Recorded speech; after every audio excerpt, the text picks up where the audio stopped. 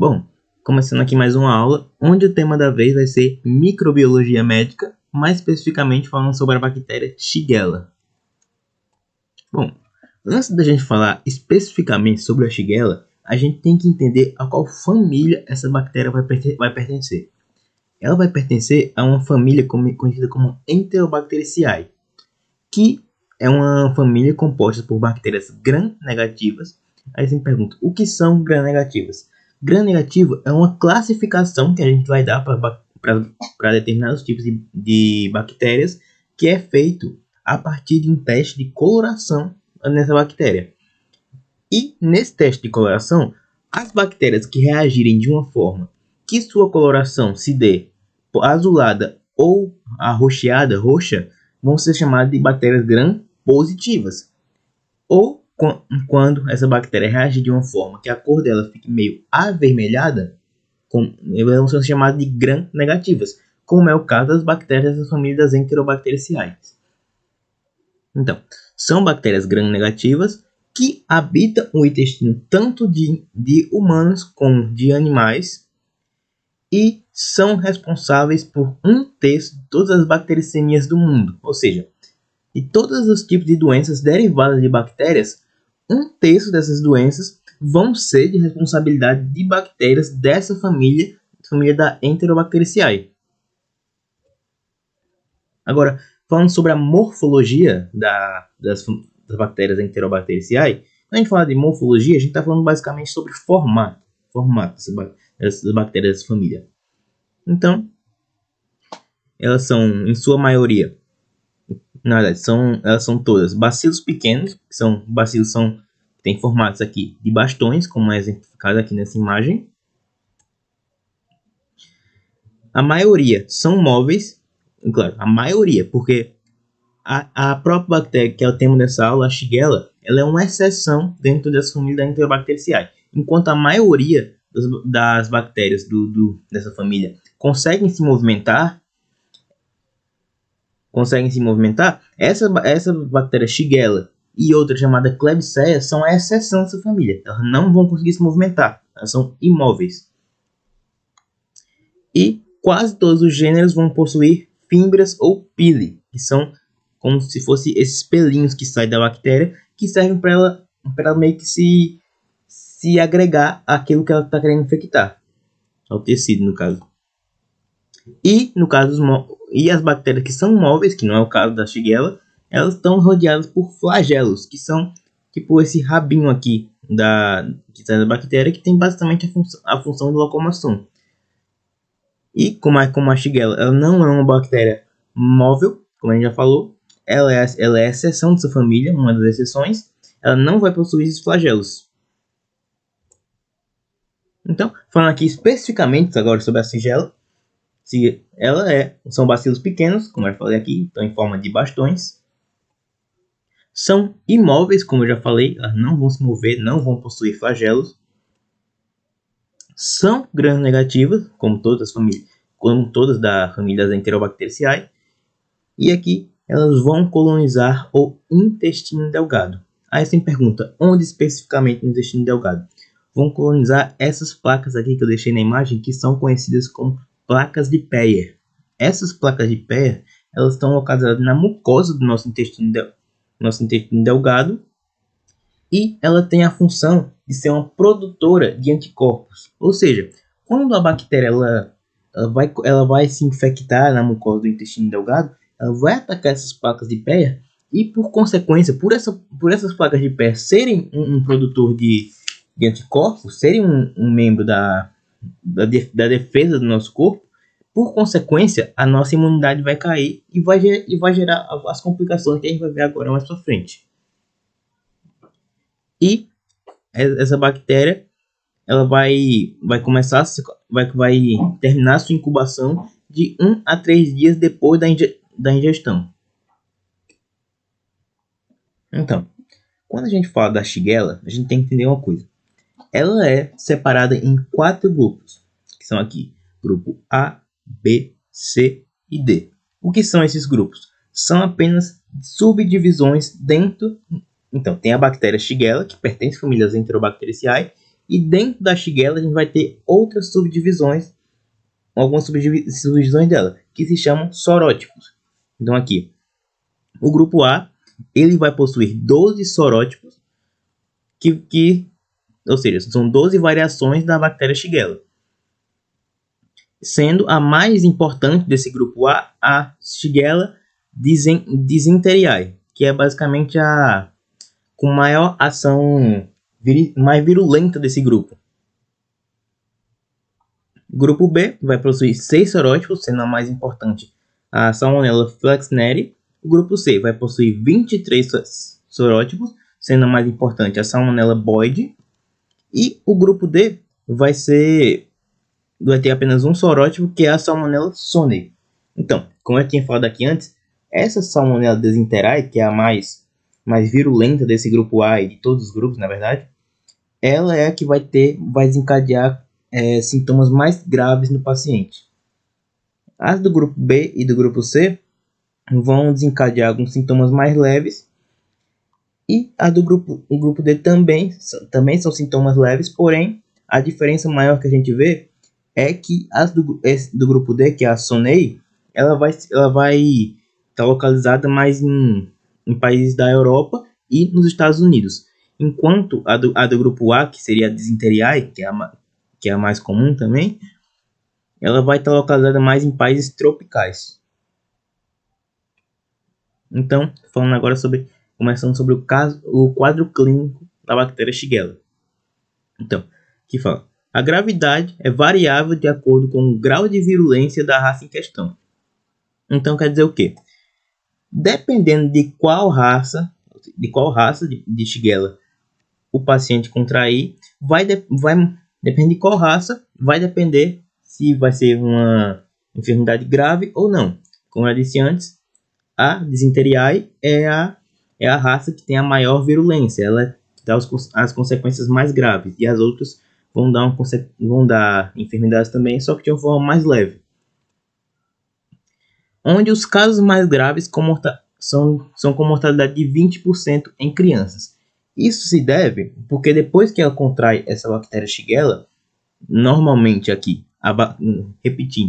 normalmente a Shigella dysenteriae, acontece os sintomas que a gente vai ver aqui no próximo slide, que são, por exemplo, é basicamente diarreia.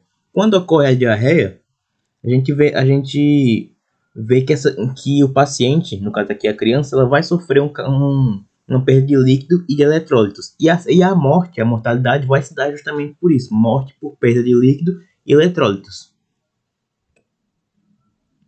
Então, como eu falei aqui, quadro clínico simples da Shigella, porque, novamente, Shigella vai ter a Shigella dysenteriae, que vai ser a de maior gravidade, e as outras que vão ter uma gravidade já um pouco menor.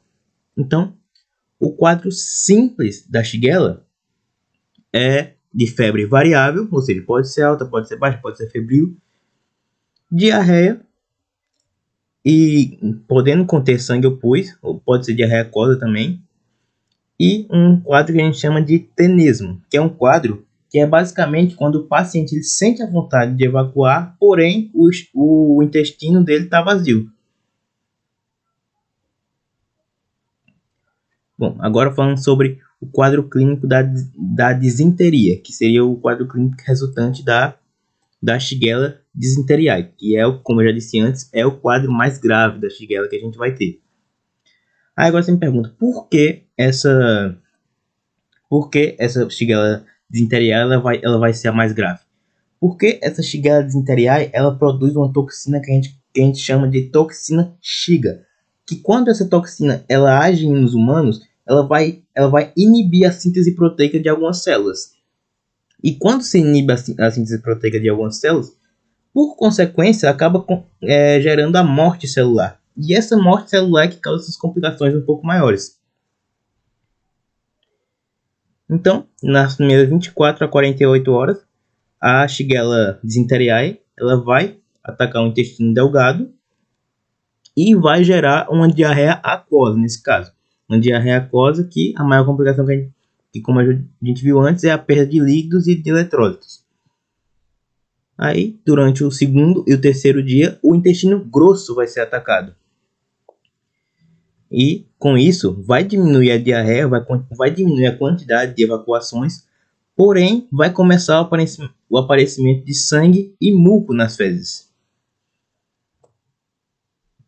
Então, agora falando sobre como acontece a transmissão da Shigella.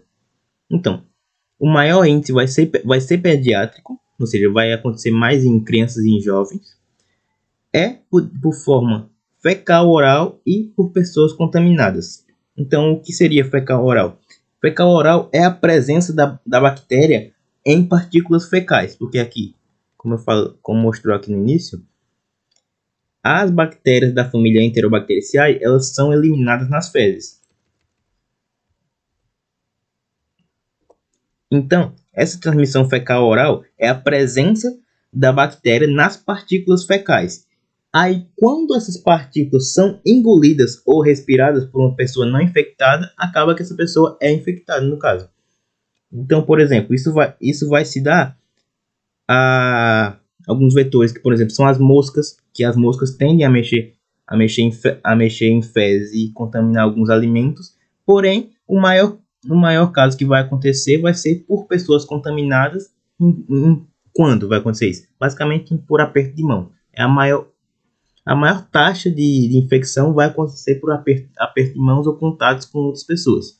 Raros os casos que vão ser contaminação por alimento ou água infectadas. E o diagnóstico é basicamente por coprocultivo. Coprocultivo nada mais é que o exame de fezes, que é cultivar as fezes de uma maneira que isole um micro-organismo patógeno que está afetando essa pessoa e, assim, nesse isolamento, identificar qual micro-organismo é. Então, por último aqui, falando sobre o tratamento. O primeiro ponto que a gente tem que falar sobre o tratamento é que ele não é rotineiro. Nem o tratamento, nem a pedido de exames para o paciente nesse caso. Por quê?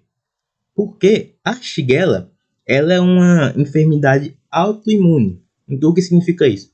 Que provavelmente a pessoa que contrai a Shigella, ela vai se curar sozinha. Na grande maioria dos casos, não vai necessitar de intervenção médica. Em coisa de 3 a 7 dias, a pessoa já vai estar curada normalmente. Porém, quando acontece algum caso mais grave assim, que acontece em sua maioria das vezes com crianças, a gente recorre primeiro para a reidratação, que como eu falei antes, quando ocorre a diarreia, ocorre a perda de líquidos e de eletrólitos, então a reidratação é vista já como o primeiro tratamento. E quando essa enfermidade está em um nível mais avançado, a gente vai recorrer à antibiótico terapia, que seria o uso de antibióticos. Então aqui, o início empírico para evitar um quadro mais grave em grupos de risco, como crianças e adultos com doença grave, idosos, pacientes desnutridos ou doentes crônicos. Então, basicamente, crianças e pessoas imunossuprimidas, ou que têm uma imunidade já um pouco mais baixa, vai começar um tratamento empírico, ou seja, um tratamento que vai começar sem ter um diagnóstico exato de qual bactéria que está agindo. Por quê? Porque se a pessoa ela já tem essa propensão a ter uma consequência maior sintomas mais graves devido a essa infecção, então o ideal seria já começar a antibiótico-terapia para evitar que aconteça alguma coisa mais grave. Então, os antibióticos mais usados vão ser ciprofloxacino, 500 mg via oral, de 12 em 12 horas por 3 dias, e azitromicina, 500 mg no primeiro dia e 250 mg pelos 4 dias seguintes. Então, repetindo aqui, o tratamento da Shigella ela não vai ser rotineiro porque ela é uma doença autoimune. O seu corpo mesmo vai combater ela. Em questão de, normalmente, principalmente em adultos, de 3 a 7 dias depois da fase final dessa doença, ela vai se curar sozinha. Porém, normalmente em crianças, em pessoas do grupo de risco, como crianças, adultos com doença grave, idosos, pacientes desnutridos ou doentes crônicos, vai ser necessário um tratamento. E esse primeiro tratamento vai ser a reidratação, já que devido à diarreia, vai ocorrer a perda de líquidos e eletrólitos, e caso ocorra uma complicação, vai ser recorrida a antibiótico terapia. Porém, muitas vezes vai acontecer o início empírico dos antibióticos. O que é o início empírico? É o início sem o diagnóstico correto da Shigella ou de qualquer outra bactéria que seja. Isso vai acontecer como uma forma de prevenção para que esse paciente não sofra uma complicação posteriormente.